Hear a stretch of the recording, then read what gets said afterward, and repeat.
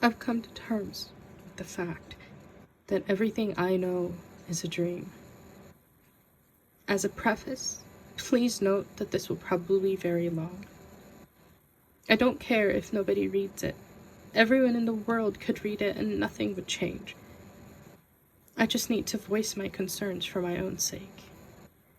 Perhaps by organizing everything on a page, I can make sense of things.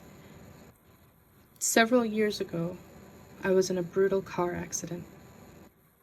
I was parked in front of a train track, waiting for the train to pass by. I was the last person not to make it across the tracks. For visualization, there was a solid stream of cars on either side. If I had tried to sneak across, I would have rear-ended the person in front of me before successfully clearing them. I could hear the train approaching, and the black and yellow bars lowered in front of me. I am fascinated by trains, so I was delighted to be so close, finally getting a front row seat. The train was about a quarter mile from the crossing when the driver behind me accelerated and nudged me forward a few feet. The bars bent and eventually snapped, and I was knocked joltingly onto the tracks. I panicked and threw the car into reverse, trying to back out. The other car apparently had more horsepower, however, and to my horror, my car door aligned perfectly with the cattle guard on the front of the train. I scrambled to get out of the car, but forgot about my seatbelt. I nearly strangled myself trying to get free.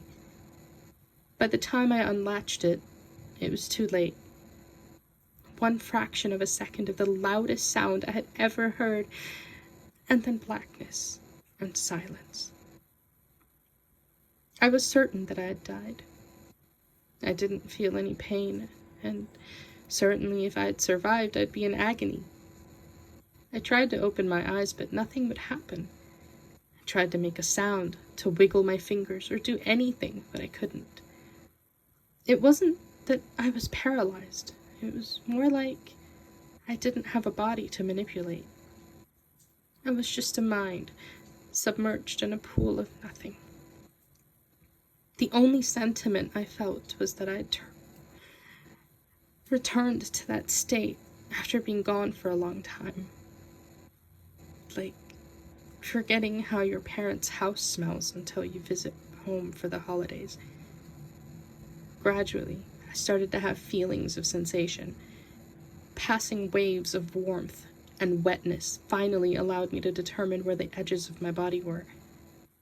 Almost as soon as I became aware of my physical self, it began to ache. I felt as if every inch of me had been pummeled with a baseball bat, the heavy wooden kind. Even opening my eyes was a spectacular ordeal.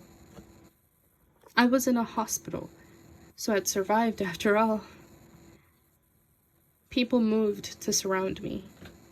Faces that never fully came into focus hovered above my own, and sounds that vaguely resembled speech seemed to have reached me through water. It wasn't long before I felt weak again and my eyes closed. This fading in and out of consciousness lasted for what felt like a very long time, maybe months, though the doctors told me it was only a matter of days. After that, I worked on speaking and swallowing food, which seems silly, but it was actually a challenge at the time. Finally, as more and more casts were removed, I was allowed to sit up and turn my head, for which I was incredibly grateful.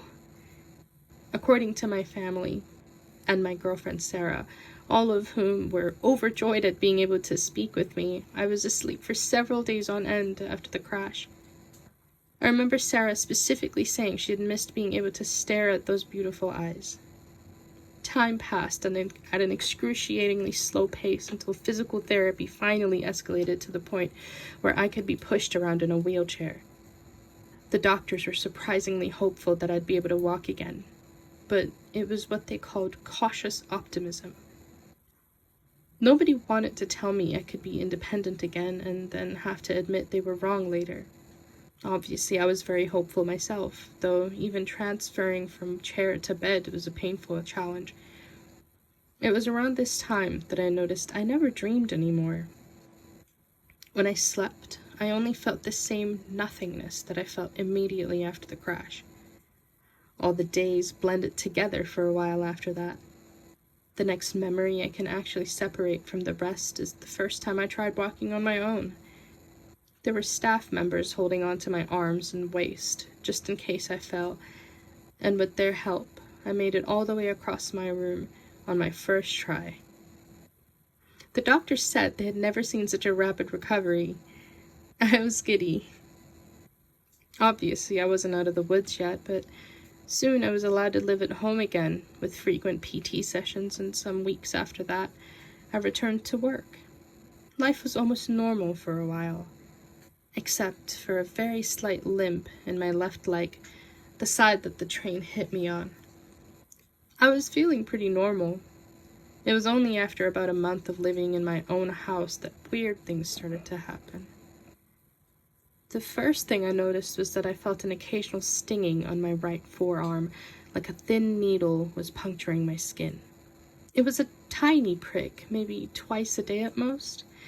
I figured it was just nerve trauma or something and blocked it from my mind. Feigning ignorance was harder to do when I started hearing things, though. While I was reading in bed one night, I thought I heard Sarah crying. I strained my ears to make sure, and I definitely heard her sobs, but very distantly, like I was submerged in a pool. I made my way downstairs quickly, concerned that she had hurt herself or something, but she was just washing dishes in the kitchen. "Are you okay?" I asked cautiously. "Yeah, why?" she asked nonchalantly. No reason." I dismissed these oddities as best I could. After all, how could anyone expect to recover from being hit by a goddamn train without some lingering effects? Every so often, mostly when I was trying to fall asleep or sitting in a silent room, I would hear occasional sounds that I couldn't connect at first. Gradually, I determined that they were hospital sounds. Stretchers being rolled across tiled floors, beeping from machines, rapid chatter between nurses and doctors. Although I figured anyone who had suffered as much trauma as I had would experience some degree of whatever I was experiencing, I decided to bring it up with my doctor. He told me it was perfectly normal for someone in my circumstances, and he could prescribe me a sleep aid if I felt it was necessary. I told him it wasn't a big deal. I was just satisfied that a doctor could explain my symptoms. The odd glimpses of what seemed to be my past only increased in frequency. When I slept, I finally dreamed again, but it was always the same thing. If I saw anything at all, it was a hospital room. Sometimes there were other people in the room, and sometimes I was alone with the machines. There was one night in particular in which the dream was more vivid and gripping than usual. My eyes opened warily to see Sarah asleep on the chair beside my hospital bed. "Sarah?" I croaked. She jerked awake. "Henry!" She scrambled to my side, clutching my hand. At this point, it occurred to me that I was dreaming. I stared right into Sarah's eyes. "I'm asleep right now." She seemed concerned. "No, Henry, you're finally awake. I'm right here. It's been so long." "Of course you would say that. You're a part of my dream," I smiled, amused. "I'll probably wake up any second." But as I spoke, the familiar soreness caught up to me all at once. It practically knocked the wind from my lungs. "Henry, no." Her distress was now evident. "I don't know what you're talking about. Stay with me, Henry. Stay awake. Look at me." I shook my head defiantly and closed my eyes. When I opened them, I was back in my own bed. It was about 3 a.m. I sat awake, pondering what I had just seen. I thought I heard Sarah crying again, even though I could see her sleeping beside me. When Sarah finally woke up, she rolled over and laid an arm across my chest. "Good morning, big guy," she smiled groggily. "If I was asleep right now, would you tell me?" I asked. "What?" It's kind of heavy stuff to drop on a sleepy person. Just bear with me. If I was asleep right now, dreaming, would you tell me?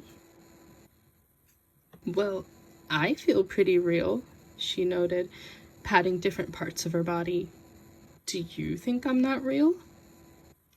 Of course not, I said. We got ready for our day.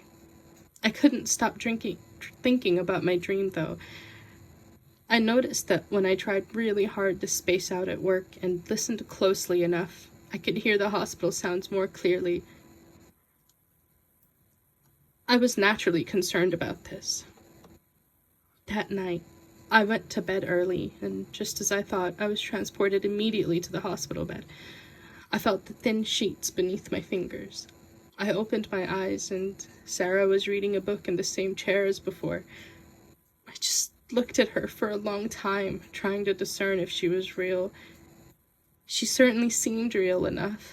She turned pages with the same flourish that she always had, and chewed on one of the temples of her reading glasses. Eventually, she looked up and met my eyes. "You're awake again," she gasped. "Victoria, Paul, she's awake!" My parents entered the room moments later, looking excited. I talked with them all for a long time. Of course, my parents, too, denied the fact that I was asleep, but that topic passed quickly. Instead, we discussed my condition. I had been in a coma for almost 3 months with little response. They had been slowly losing hope for my recovery until my brain showed signs of activity. Since that time, they'd been visiting me frequently, hoping that I would wake up. It seemed a pretty convincing story. After many hours of talking, I had to stop. I was legitimately sleepy. Of course, they all understood, and I fell back asleep. Only this time, I didn't wake up in my own bed. I woke up in the same hospital bed a few hours later. I had to think about it for a very long time, but eventually concluded that I must have imagined my miraculous recovery and had been in a coma the whole time after all. As you can imagine, it was hard to accept at first. Since then, I have been making a second recovery, which has been slower and less successful than the first. That's why, for a long time, I was mostly convinced that I'm really awake this time. Nobody walks after getting blindsided by a train, at least not without lots of hard work. I've still only left my wheelchair on crutches, and it's been 6 years. It probably sounds like a bittersweet ending, and at one point I agreed. I was prepared to live happily ever after in my wheelchair, and maybe even graduate to crutches someday, but one thing bothered me. When I'm getting ready for bed, after I turn off my lamp and my head hits the pillow, I can still hear them. The faint sounds of a busy hospital. I know that many of you will say, but I'm real. This is real life. Of course you're awake, but that's what you're supposed to say. Nobody's going to tell me I'm fake. You're dreaming, wake up. I'm still asleep, and I've learned to deal with it. I know that nobody I meet during the day is real, but I'm tired, so I just pretend, and that will have to do.